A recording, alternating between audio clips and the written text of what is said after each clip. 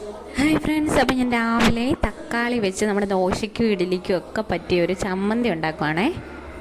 അപ്പോൾ നമ്മുടെ തക്കാളി 4 എണ്ണം പകുതിയായിട്ട് ഇങ്ങനെ മുറിച്ച് വെച്ചിട്ടുണ്ട്.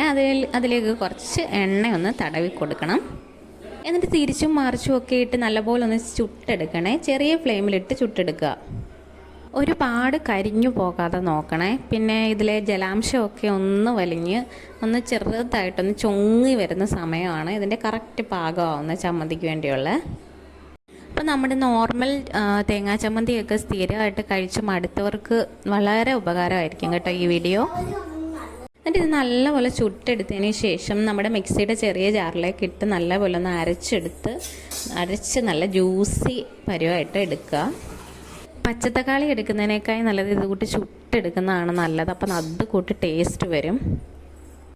നമ്മൾ ഈ തക്കാളി നല്ലപോലെ അരച്ച് പേസ്റ്റ് രൂപത്തിലാക്കിയിട്ടുണ്ട്. എന്നിട്ടൊരു മൺചട്ടിയിൽ ഞാൻ കുറച്ച് വെളിച്ചെണ്ണ അങ്ങോട്ട് തിളപ്പിച്ചിട്ടുണ്ട്.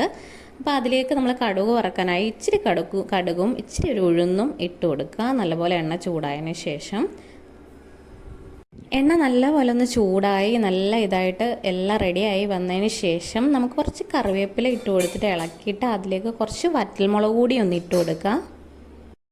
ഇതെല്ലാം കൂടി നല്ലപോലെ ഇളക്കി ഒന്ന് മൂപ്പിച്ചെടുക്കുക. നല്ലപോലെ മൂത്ത് വരുന്നതിന് ശേഷം അപ്പം വീഡിയോ ആദ്യമായിട്ട് കാണുന്നവരാണെങ്കിൽ ഒന്ന് ഫോളോ ചെയ്യാൻ മറക്കല്ലേ. അപ്പോൾ ഇതിലേക്ക് അടുത്തായിട്ട് ആവശ്യമുള്ളത് 1 സ്പൂൺ മുളക് പൊടിയാണ്. അപ്പോൾ എരിവ് കൂടുതൽ വേണ്ടവർക്ക് കുറച്ചുകൂടി മുളക് പൊടി ഇട്ട് യൂസ് ചെയ്യാം കേട്ടോ. പിന്നെ നമ്മൾ ഇതിലേക്ക് ചേർത്ത് കൊടുക്കുന്ന കുറച്ച് കായപ്പൊടിയാണ്. കായപ്പൊടിയുടെ ഒരു ടേസ്റ്റ് കൂടെ ആകുമ്പോൾ ആ ചമ്മന്തിയുടെ ആ ടേസ്റ്റ് ഇച്ചിരി നല്ല അടിപൊളി ടേസ്റ്റ് ആവും. അപ്പം നമ്മുടെ കായപ്പൊടി പൊടിച്ച പൊടിയാണ് നമ്മൾ ചേർക്കുന്നത്. മുഴുവനായിട്ടുള്ള കായം ചേർക്കാനും കഴിയും. ഇത് നല്ലപോലെ മൂത്ത് വന്നിട്ടുണ്ട് കേട്ടോ. അപ്പോൾ ഇതിലേക്ക് നമുക്ക് അരച്ച് വെച്ച ആ തക്കാളി ജ്യൂസ് കൂടി ആഡ് ചെയ്ത് കൊടുക്കാം.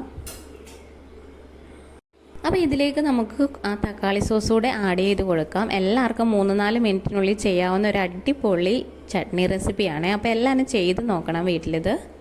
ചുട്ടെടുത്ത തക്കാളി നല്ല അടിപൊളി ടേസ്റ്റും ആയിരിക്കും. അപ്പോൾ എല്ലാവരും വീട്ടിൽ പെട്ടെന്ന് തന്നെ ചെയ്യാവുന്നതാണ്. അപ്പം ദോശ ഇഡ്ഡലിയുടെ ഒക്കെ കൂടെ കഴിക്കാൻ അടിപൊളി ടേസ്റ്റാണ്. അപ്പോൾ എല്ലാവരും വീട്ടിലൊന്ന് ചെയ്ത് നോക്കണേ. ചെറിയ ഫ്ലെയിമിലിട്ട് കുറച്ച് നേരം ഇതുകൂട്ടൊന്ന് ഇളക്കി ഒരു കുറുകൽ പരുവായിട്ട് ഒന്ന് വെക്കുക. എന്നിട്ട് തീ കുറച്ചിട്ടിട്ട് വേണേ. തീ ഒരുപാട് കൂട്ടരുത്, ഇത് കരിഞ്ഞു പോവും. അതുകൊണ്ട് തീ കുറച്ചിട്ട് ചെറിയ തീയിൽ ചെയ്യുക. പിന്നെ ആവശ്യത്തിന് നമുക്ക് ഉപ്പ് ചേർത്തൊന്ന് ഇളക്കുക. അപ്പോൾ ഇവിടെ നമ്മുടെ ആ തക്കാളി ചട്നി റെഡി ആയിട്ടുണ്ട്. അപ്പോൾ ഈ വീഡിയോ ഇഷ്ടപ്പെട്ടാൽ എല്ലാവരും ലൈക്ക് ചെയ്യുക, കമൻറ്റ് ചെയ്യുക, ഫോളോ ചെയ്യുക. Thank you all.